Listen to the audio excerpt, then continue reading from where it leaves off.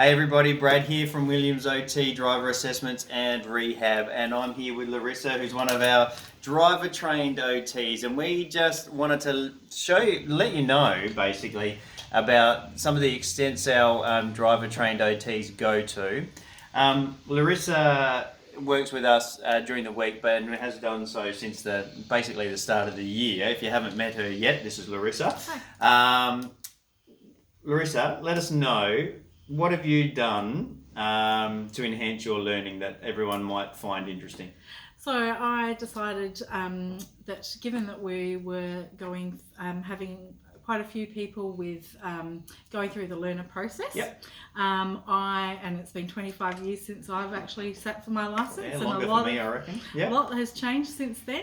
I guess I wanted to get a bit of a picture so I could help with my my recommendations and learnings when I'm with clients. Yep. As to what to expect, and I guess work towards their strengths to help them when they're sitting for their learners. Really. So what did you actually do? So I went into Services SA at Mitcham.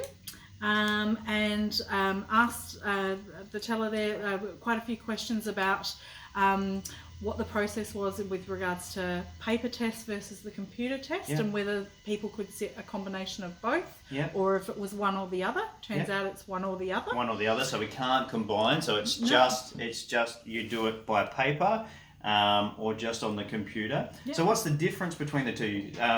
Because you did something really unique. You actually sat the test, didn't you? I did. You sat the test. You're the man at the teller or the lady at the teller. Yes, the man at the teller thought I was a little bit strange. Yeah. But I I just wanted to know what it was like. Yeah. And what did you find out? Did you find out any differences from your point of view between paper versus computer?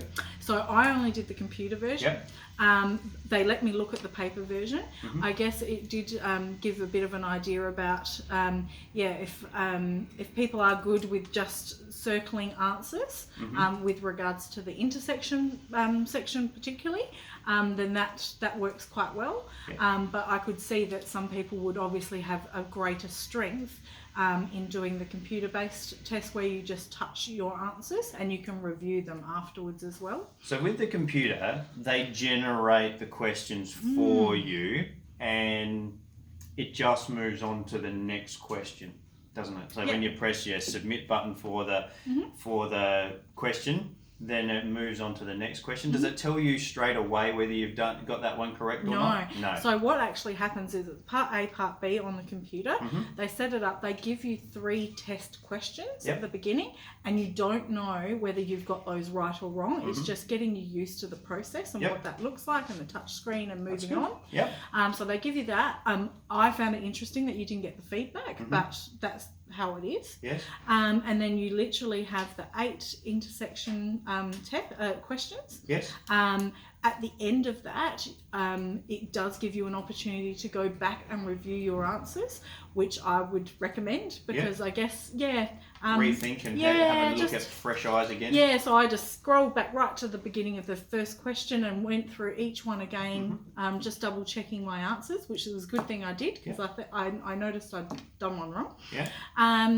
And once you've done that and you've submitted it, then it goes and then they let you know whether you're able to go on to the next section. And the next section is similar, so it's multiple choice and it just rolls on to the next question once you put in your answer? Yeah. And does it keep a tally for you along the way? No. No, so you don't know until it tells you what question you're up to. But not how many you've got. So you know you've got 42 questions to do and you know you have to get 32 right, but it doesn't tally it as you go along. So you only find out once you've hit that submit at the end. And when you do the multiple choice, is it touch screen or is it pressing a button on the... No, it's touch screen. Touch screen? So you just touch the answer that you want to submit to the question? Excellent. As a driving instructor, we have to sit a test every 5 years and ours isn't computerized yet. Ours is all pen and paper. So I know from doing the pen and paper task that they tell you that it's question number 22 and you've got to write in A, B, C or D for your answer on one piece of paper, and then you get another piece, another booklet with all 100 questions in it. I think it's 100 questions in it. And you've got to answer, you've got to turn to question 22 and find question 22, and then you've got to do the right answer into the appropriate box on your piece of paper, A, B, C, or D. And then the next question mightn't be 23, it might be number 28. So then you've got to try and find question number 28 and write in A, B, C, or D, depending on your answer. Then it might be 29, then it might be 32, and then it might be 35 or 37 or 38 or whatever it might be.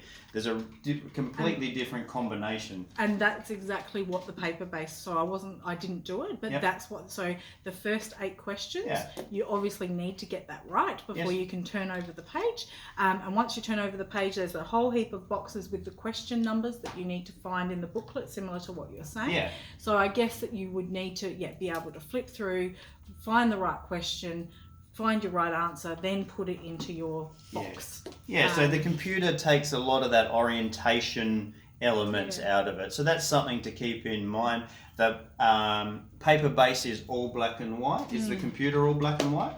No, it's coloured. It's coloured. So that's another, maybe an advantage or disadvantage depending on what the disability is in regards to sitting the test. So anything else that you want to let us know about from your experience? What about the actual environment? The environment. So I went probably at one of the worst times you can go, which is a Friday afternoon at 2 p.m. All right, which is not recommended. So not Mondays and not Fridays. So I think beginning of the week people are trying to get their jobs done, so they go in on a Monday, and Friday probably fairly similar, knocking off work early, trying to get jobs done before the weekend. So definitely not recommended. It was a busy environment. There was 3 people in there most of the time that I was in there. And even for myself, I found it quite distracting, particularly because when people finish, then they go up to the window and they're getting the feedback about their answers while you're trying to concentrate on what you're doing. So it can be a really distracting environment, and there's noise and moving around and people bustling here and there and new people coming in and maybe finishing before you, like they might start after you and finish before you, and that can be distracting as well. We know that you can actually book your appointment, well, you have to book your appointment time. Larissa got lucky and they were very, very nice, but you have to book your time. But don't forget that if you're somebody that needs the questions read out to you, you can actually book one of the assistants there to actually read the questions out. So they won't help you with the answers, but they'll help read out the questions, like which car needs to give way in this scenario, A, B, C, or D, and they will assist you with putting in the answers that you verbalise. So be aware that you can do that as well at the Services SA office. And so they told us if you're going to do that, usually Tuesdays tend to be good between 10:30 and 12. Or any day, I guess, other than Monday and Friday before 3 o'clock, before school finishes, and it's quite busy. From my experience as well, the lunchtime period between 12:30 and 1:30, that's also a little bit of chaos in there at that time. So that morning tea time, Tuesday, Wednesday, Thursday, that sounds like it's the time to go in and discuss and book your times for your learner assessments. Good. Thanks very much. Thanks for your time. All right. Bye. That's it for now. If you want to know anything else about driving with a disability, make sure you hit us up at williamsot.com and check out the website. There's all kinds of links in there. Go through to our blog post. We've always got videos like this to help people out with their disability and driving, and we'll see you out on the road. Thanks very much.